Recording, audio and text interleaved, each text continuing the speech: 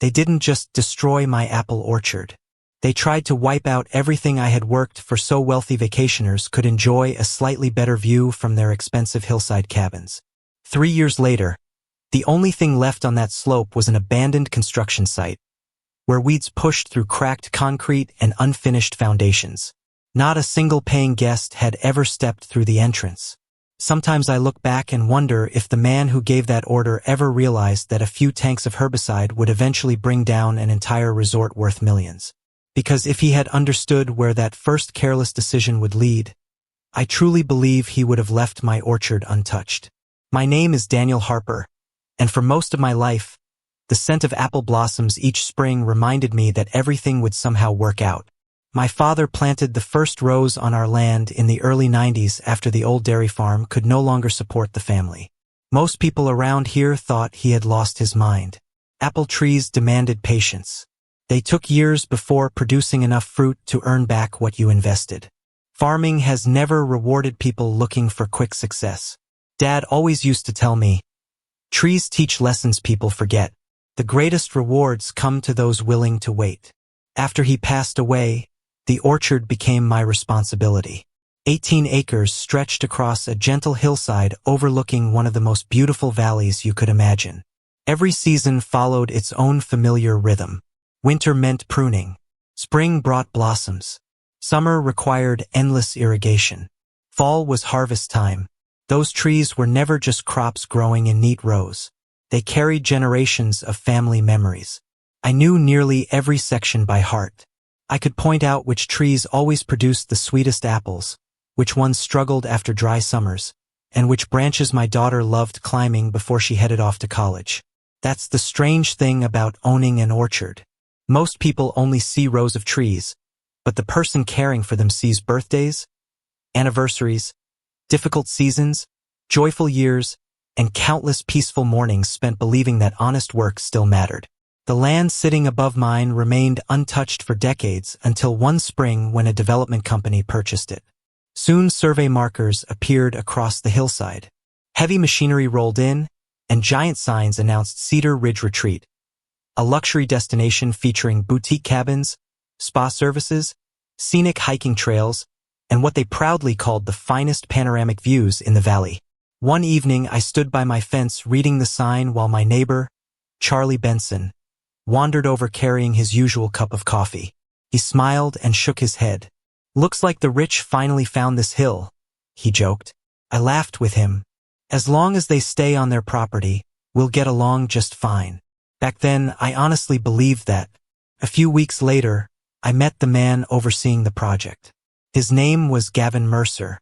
Somewhere in his mid-40s, wearing expensive hiking boots that looked like they'd never touched real dirt, neatly pressed jeans, and designer sunglasses despite the cloudy afternoon. He stepped out of a spotless black pickup and greeted me with one of those perfectly practiced handshakes that business executives seem to rehearse.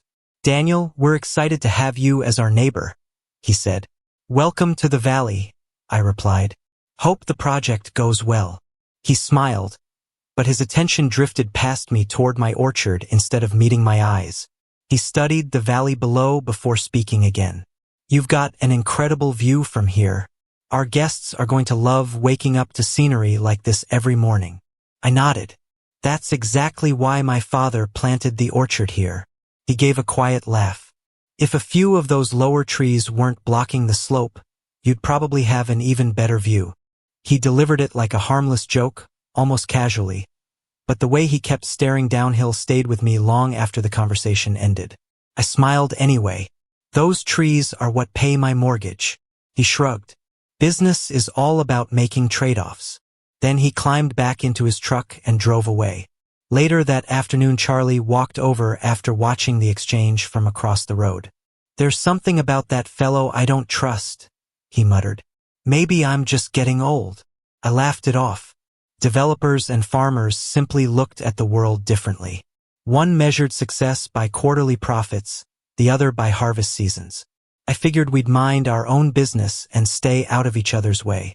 Summer settled in, and everything seemed perfectly normal until one Tuesday morning when I noticed a patch of leaves near the upper edge of my orchard turning an unusual shade of brown. At first I blamed the intense heat. We'd gone weeks with very little rain. 2 days later, another tree showed the same signs. Then another. Healthy green leaves suddenly curled inward as if fire had swept across them overnight. The apples stopped growing. Small branches became so brittle they snapped with barely any pressure. I remember kneeling beside one of the trunks, rubbing the bark between my fingers, trying to convince myself I was dealing with some strange disease I'd never encountered before. Farmers spend their entire lives learning how to solve problems. You don't panic every time a plant gets sick, because nature has countless ways of testing a farmer's patience. But this felt different. The damage wasn't spreading at random. It followed a straight path, almost like someone had drawn an invisible line across the upper edge of my orchard. I called an arborist named Melissa Grant, someone I had relied on for years whenever disease showed up on neighboring farms. She spent nearly 6 hours walking every corner of the property, digging around roots, clipping leaves into sample bags, checking the soil, and even smelling the bark on several trees. Before leaving, she stood quietly beside the fence that separated my orchard from the construction site. "Daniel," she said carefully, "I'm not ready to make conclusions yet, but I don't believe this happened naturally." Those words stayed with me every single day during the next 2 weeks while we waited for the lab results. Deep inside, even though I couldn't explain why, I already felt that the worst part of the story was still ahead of me. When Melissa finally called, I knew from the long silence before she spoke that the news wouldn't be good. "Daniel," she said softly, "the laboratory finished the analysis. This isn't a fungus. It isn't caused by drought, and it definitely isn't something your trees did on their own." Without realizing it, I leaned against the kitchen counter. "Just tell me." She took a slow breath before continuing. "The soil contains a concentrated herbicide, powerful one, strong enough to kill fully grown apple trees with deep root systems. And judging by the concentration, it was applied recently." For several seconds I couldn't speak. I simply stared through the kitchen window toward the orchard where my father had spent years planting every single tree by hand. Trees my daughter climbed when she was little.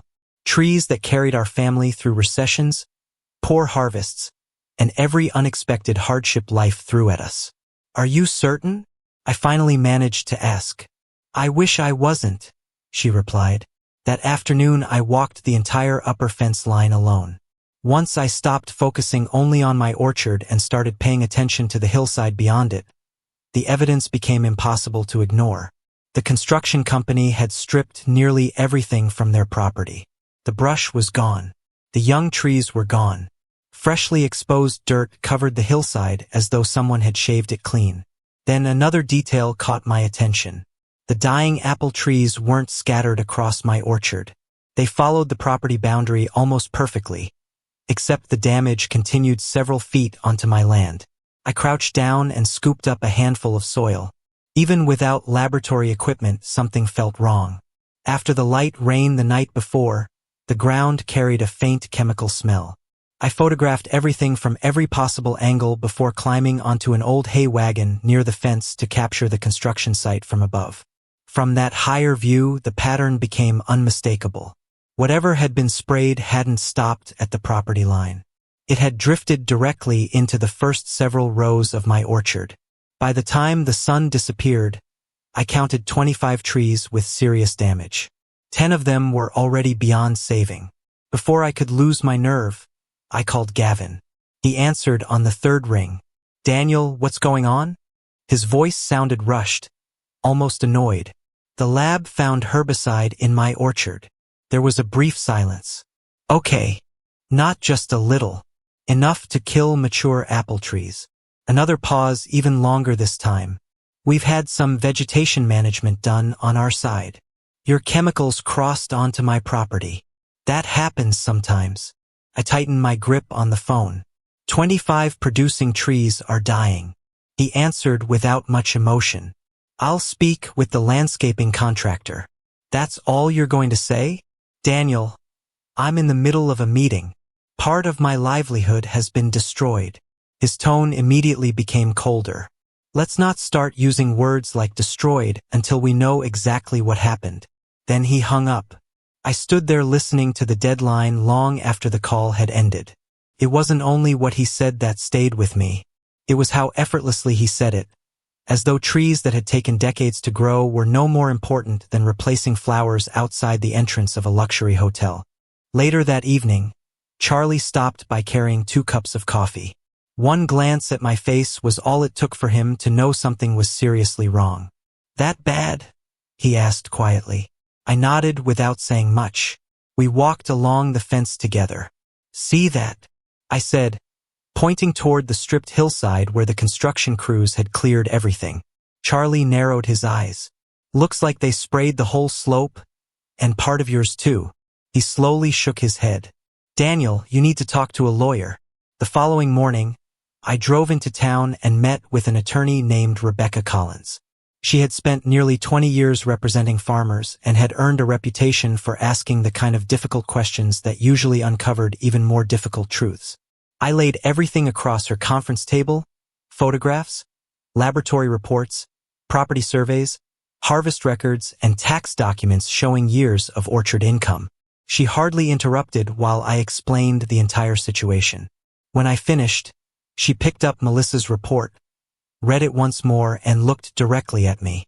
"Daniel, accidental overspray rarely follows a pattern.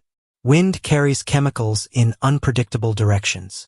She slid one of the photographs toward me. "This doesn't look unpredictable." I nodded. "That's exactly what Melissa told me." Rebecca studied the image for another moment. "This looks intentional."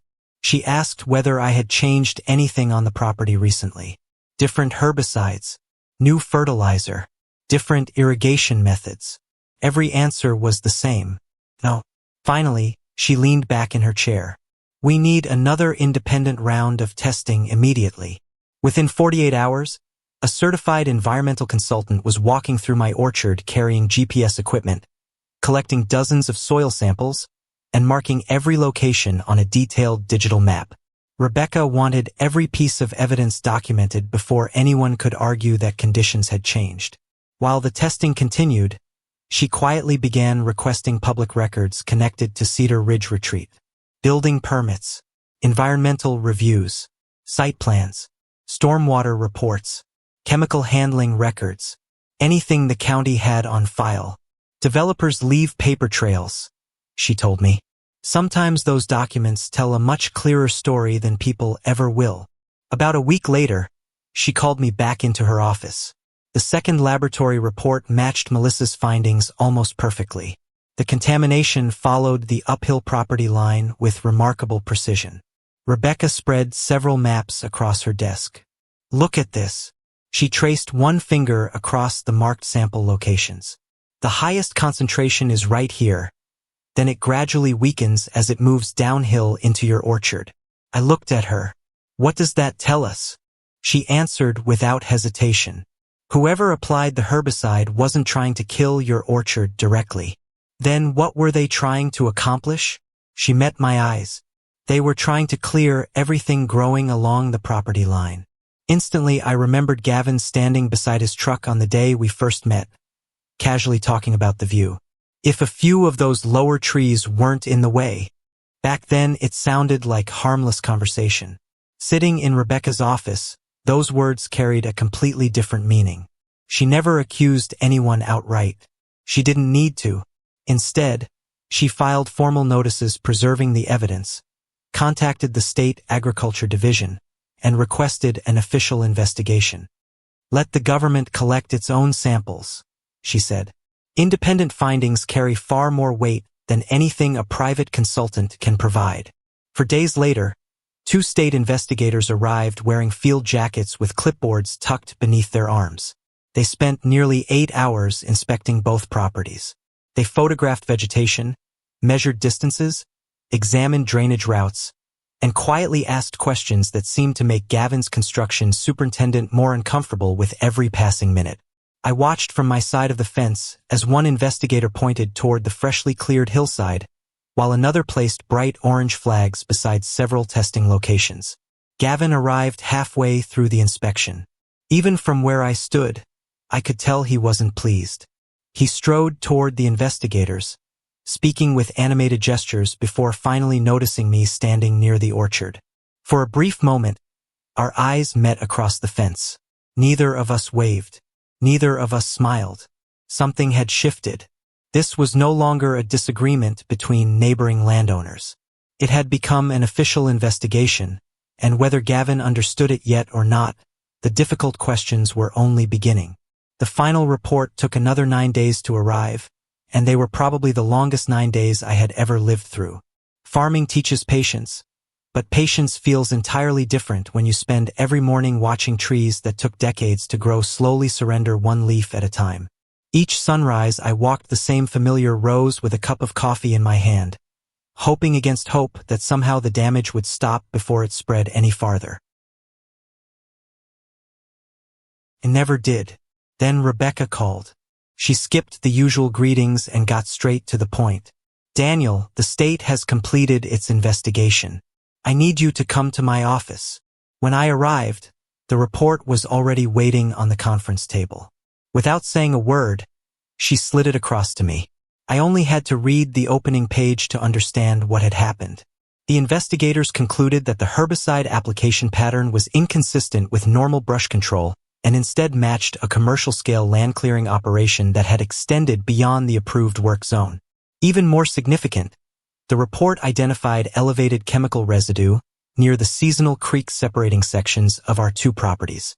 Rebecca tapped that paragraph with her pen. "This changes everything." Within a matter of days, county environmental officials collected water samples from both upstream and downstream of the creek. The upstream results came back clean. The downstream samples did not. That single discovery triggered a chain of events nobody involved with Cedar Ridge Retreat appeared ready to face. Construction inspectors posted a stop work order at the entrance to the project. State environmental agencies arrived with additional crews, testing equipment, and far more questions than anyone wanted to answer. The developers argued that an outside contractor had made a mistake, but every agency responded the same way. The permit holder remained responsible for every action carried out under the project.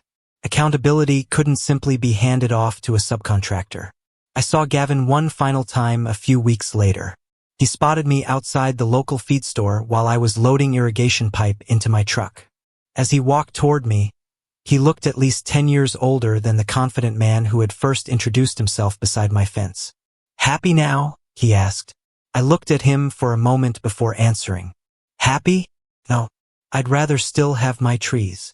He slowly shook his head. "This project would have created jobs." I nodded. "Then it should have been built the right way."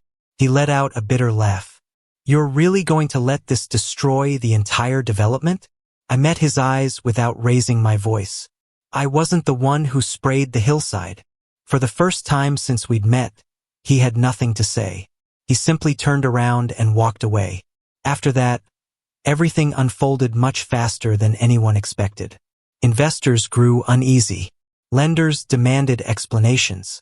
Cleanup costs continued climbing as contaminated soil had to be removed from environmentally sensitive areas while damaged sections of the property required restoration under government supervision. One by one, the construction machines disappeared until only unfinished buildings remained overlooking the valley they had hoped to profit from. Eventually, the civil lawsuit ended with a negotiated settlement covering a substantial portion of my orchard's losses along with future restoration expenses. No amount of money could replace trees that had taken decades to mature, but it gave me the chance to rebuild instead of giving up. The following spring, my daughter came home for the weekend and helped me plant the first new saplings. As she packed soil around one of the young trees, she smiled and said, "Dad, Grandpa would have loved seeing this." I smiled back. He would have reminded us that orchards are planted for the next generation, not the last. Today, if you drive past my property during springtime, you'll still see rows of mature apple trees covered in blossoms. Between them stand younger trees reaching toward the sky, still with many years ahead before they reach their full potential. That's perfectly all right. The best things have always taken time. If you look farther up the hillside, you'll find unfinished foundations slowly disappearing beneath tall grass and wild plants. Nature has a remarkable way of reclaiming places where people forget to respect it. Sometimes people ask me whether I feel like I won. The truth is, I don't believe anyone truly wins when the land itself is damaged. I lost trees my father planted with his own hands. Workers lost jobs they believed would support their families for years. Investors lost millions. The community lost a project that might have succeeded if wiser choices had been made from the very beginning. But I do believe something important survived. The reminder that property lines matter. That shortcuts often become the longest road to failure. And that treating another person's livelihood as nothing more than an obstacle can end up costing far more than anyone ever imagined. Now I'd like to know what you think. If you had been in my position, would you have accepted an early apology and settlement? Or would you have pushed the investigation as far as the law would allow?